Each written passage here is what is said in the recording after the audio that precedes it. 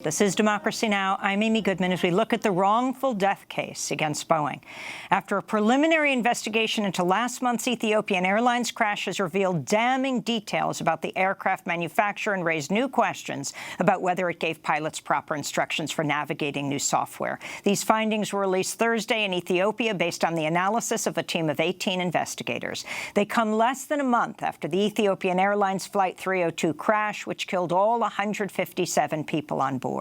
The report found similarities in the technical issues experienced by pilots on both the Ethiopian Airlines flight and October's Indonesian Lion Air Flight 610, which also crashed just minutes after takeoff, killing all 189 people on board. Both flights were on a Boeing 737 MAX 8 aircraft. Under enormous public pressure, the FAA grounded 737 MAX aircrafts while Boeing works on fixes to the plane's software. On Thursday, the first American wrongful death lawsuit was filed relating to the Ethiopian Airlines crash. It was filed against Boeing on behalf of the family of 24-year-old Samya Stumo, who died on the flight. Samya was the grandniece of Ralph Nader. Well, Ralph Nader joins us now on the telephone, longtime consumer advocate, corporate critic, former presidential candidate, author of many books, including Collision Course, The Truth About Airline Safety. Ralph Nader wrote an open letter to Boeing titled Passengers First, Ground the 737 MAX 8 Now. Ralph, again, our condolences to you and your whole family, a number of members of which we just heard, Samya's mother and father and brother Adnan. Can you talk about the significance of this first American wrongful death lawsuit and what is being alleged? Well, out of Samya's death and all the other people on that plane have got to come big changes. People watching this program or listening to you, Amy, may think that this is going to happen to someone else. If we don't stop this 737 MAX from ever flying again, there's no fix for engineered instability and the prone to stall problem of the 737 MAX. 5,000 of these planes will be sold all over the country and all over the world. So there will be millions of passengers in these planes with a plane that should not be allowed to fly. And this lawsuit, filed yesterday under the law of torts, is designed to pursue the truth, to get all the information out of Boeing, out of the FAA. There'll be a lawsuit probably filed against the FAA under the Federal Tort Claims Act, so that the whole process is reformed, so that the FAA is not a wholesale delegator pushed by members of Congress and the White House year after year to delegate the inspection, to delegate the self-regulation to Boeing instead of regulating it, and that has to be completely changed. There's a lot of culpability here.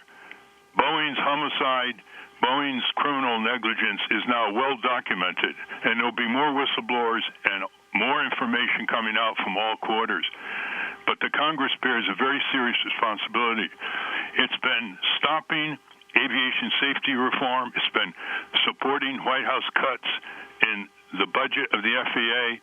It's been supporting the repression of engineering integrity in the FAA, not to mention Boeing. 330 members of Congress take campaign contributions from Boeing, and even worse, just about every member of Congress takes freebies from the airlines, all kinds of upgrades and fee waivers that are not accorded other ordinary mortals. So out of this tragedy in Indonesia and Ethiopia may come a restructuring of aviation safety. No aircraft manufacturer, not to mention Boeing, should ever be given two free disasters that are preventable by established, long-known engineering safety practices. And that's what we're all pursuing, to try to make something come out of these tragedies that will save the lives of people in the future. Ralph Nader, I want you to respond to Boeing's statement in response to the preliminary investigation report of the Ethiopian Airlines crash. And, it also came after the first wrongful death lawsuit, your family's lawsuit against Boeing. This is CEO Dennis Muilenburg releasing this video yesterday, along with the company's statement.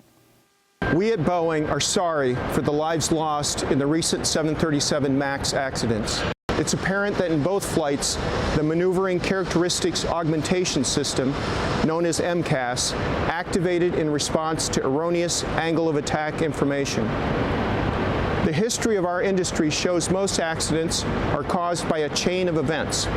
This again is the case here. And we know we can break one of those chain links in these two accidents. As pilots have told us, erroneous activation of the MCAS function can add to what is already a high workload environment. It's our responsibility to eliminate this risk. We own it, and we know how to do it.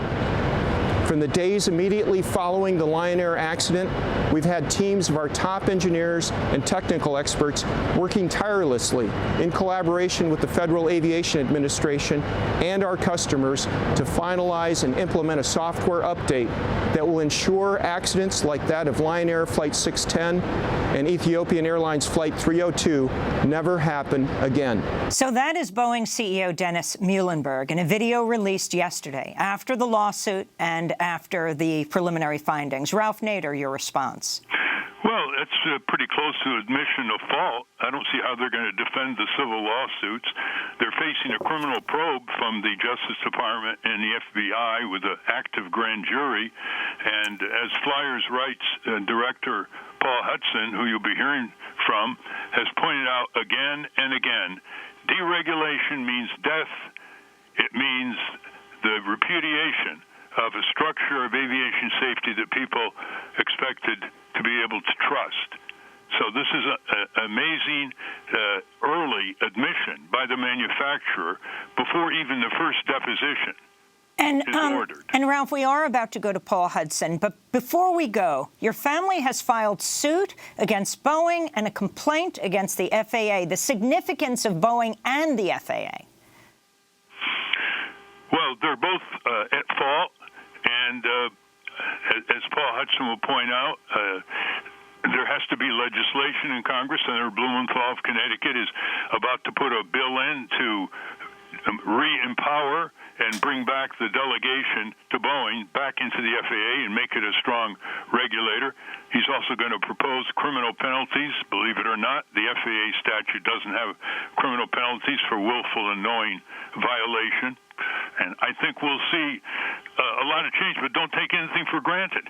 Unless flyers organize, unless they join groups like flyersrights.org, a lot of these probes, congressional investigations, Department of Transportation investigations, Justice Department investigations can be pulled back due to political pressure by Boeing and its allies in Washington. What cannot be pulled back are the civil lawsuits that will increasingly be filed against Boeing and other defendants. We are bringing in Paul Hudson into this conversation, president of Flyers' Rights, the largest nonprofit airline passenger rights organization in the U.S., operating a hotline for passengers at 877-FLYERS-6, publishes a weekly newsletter, maintains a staff office in D.C. for advocacy for airline passengers' rights, also served on the FAA's Aviation Rulemaking Advisory Committee since 1993. Paul, talk about the significance of what has taken place, and I'd like to have you start by responding once again to Dennis Muilenburg, but this is a different statement. It was a phone call news conference he had in last year on the telephone in 2017. In it, he was praising the FAA under the Trump administration for its efforts to deregulate and, quote, streamline the certification process. He even specifically mentions the MAX aircraft. He made the comments on a conference call with investors and the media. Yes, just the overall focus on deregulation and simplifying processes is one that we've been a strong proponent for. And the administration has been very engaged across government agencies and with industry to find ideas and ways and opportunities to simplify and streamline. Things like FAA certification processes is one place that we're seeing some solid progress. That's helping us more efficiently work through certification on some of our new model aircraft, such as the MAX, as it's going through flight test and entering into service. So we're already seeing some benefits there of some of the work that's being done with the FAA. We're already seeing benefits there, this streamlining with the FAA. If you can talk, Paul Hudson, about what Boeing CEO Dennis Muilenburg is admitting as he praises the FAA under the Trump administration in 2017. Well, you know, Amy, there's an old expression in law, beware of what you ask for, you may get it. Boeing asked for it, they got it. Essentially, full delegation and self-regulation. We went from the FAA basically not just being the oversight, but being the certifier. We now have a situation not only with the 737, but it was pretty similar to that previously with the 787 Dreamliner in 2013 that was grounded with battery fires. You have a situation where the manufacturer designs the systems. The manufacturer's employees test the systems. The manufacturer's employees chosen by the manufacturer, in this case Boeing, certifies the system. And the FAA is basically a bystander. So while safety was never deregulated with economics in the Airline Deregulation Act of '78, it's become really a paper thing now, with the FAA not only relying on the manufacturer for pretty much everything, but not having its own people that are competent and not consulting with outside experts that are needed to really vet these systems. Ralph Nader, even when the FAA was announcing they were grounding the MAX planes under enormous popular pressure, President Trump continued to praise Muilenburg and has talked about Boeing some 200 times in the last few years in public, praising them, and has not criticized them at all. Paul Hudson, what should Trump be doing right now? Well, he should be meeting with the people that represent airline passengers and the victims of these air crashes, number one. My daughter died in Pan Am 103, and after that, President Bush met with families, and that put in motion things that eventually greatly improved the security for aviation. If the president can take phone calls from the Boeing CEO, if he can meet over and over again with airline executives, he can certainly do after this disaster, which, by the way, not only affects Boeing and the families, it affects really the United States commercial aviation industry. Unless trust is restored and restored quickly, people are not going to want to fly on those planes. We have lots of people telling us, how do I avoid that bad plane? Even if they put it back on service, people are not going to trust the FAA. They're not going to trust Boeing anymore. They need to have outside experts, and it may be that the planes need to be recalled that are in service. It may be that the whole thing needs to be scrapped. But whatever is done, it has to be done quickly, and it has to be done transparently. We're going to end with Ralph Nader, Samya Stumo's great-uncle. Ralph, you are famous over the decades for calling for recalls of cars. Are you demanding the same thing right now, but in this case, planes? Yes, I should recall the 300-plus planes that they've sold to these airlines, domestic and foreign. They should never allow that plane to fly again. They should simply sell the 737 with improved amenities, discount the planes to compete with Airbus. And people should know that the Airbus engineers in the 320neo were allowed to do their job. And in Boeing, they were not allowed to do their job, and that's all going to come out. But we've got to escalate corporate crime and violence to the level that we do under our law to individuals. You know, members of Congress returned contributions from Harvey Weinstein for his assault on women.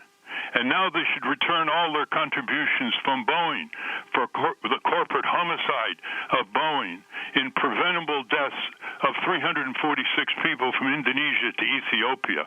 We have to begin recognizing that deaths and injuries and disease and property damage are massively greater from preventable corporate crime, fraud, and violence than the street crime version, bad as that is. And I hope some of that will come out of this horrible tragedy that involved my wonderful grandniece, Samya Stumo. Leadership, compassion, intellectual rigor written all over her. She would have saved a lot of lives in her 50 years of work in Africa and South America. And Boeing snuffed it out, along with 345 other innocent people. Ralph Nader, I want to thank you so much. And again, our condolences on the death of your niece. Ralph Nader, longtime consumer advocate, corporate critic, former presidential candidate. His grandniece, Samya Stumo, died in Ethiopian Airlines Flight 302. And Paul Hudson, thanks so much for joining us, president of Flyers' Rights. When we come back, we're going to continue to look at Boeing on a global scale, this time around the military, as the Trump administration pushes NATO countries to increase military spending, often to the benefit of companies like Boeing. Stay with us.